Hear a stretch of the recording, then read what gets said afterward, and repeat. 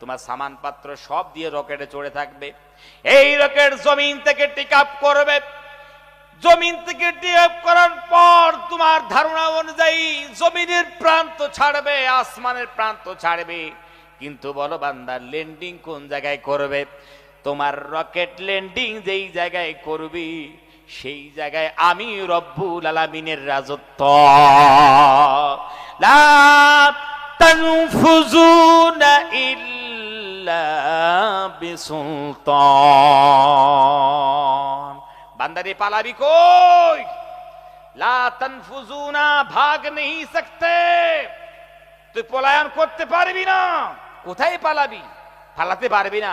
ইল্লা বিসুলতান, আমার রাজত্বের বাইরে তোমরা কোনো জায়গায় যেতে পারবে না। জোরে কোন ঠিক কি না? কোথাও পালাতে পারবি না। যেখানে যাবি সেখানে তো আমি আল্লাহ রাজত্ব। মেরি হুকুমত কে বাহার তুম नहीं जा सकते। আমার ক্ষমতার বাইরে, আমার ইখতিয়ারের বাইরে তোমরা কোথাও যেতে পারবে না। কথাটা কার জোরে কম? তাহলে আমরা অসহায় না? আমরা দুর্বল?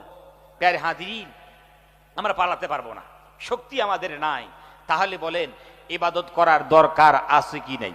এটা আওয়াজ দেন না। বান্দেগি করার দরকার আছে কি নাই? প্যারে হাজিরিন, আসুন, অপরাধ তো আমরা করেছি, গুনাহ করেছি, পাপাচার করেছি, আল্লাহ সুবহানাহু ওয়া তাআলাকে বেজার করেছি। আজকে আমরা আবার সুযোগ পেয়েছি।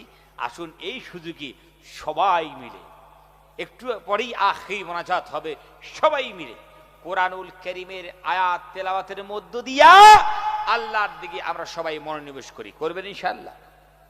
এই যে কোরআনুল কারীম, এই কোরআনুল কারীম দেখলে সওয়াব আছে কি নেই?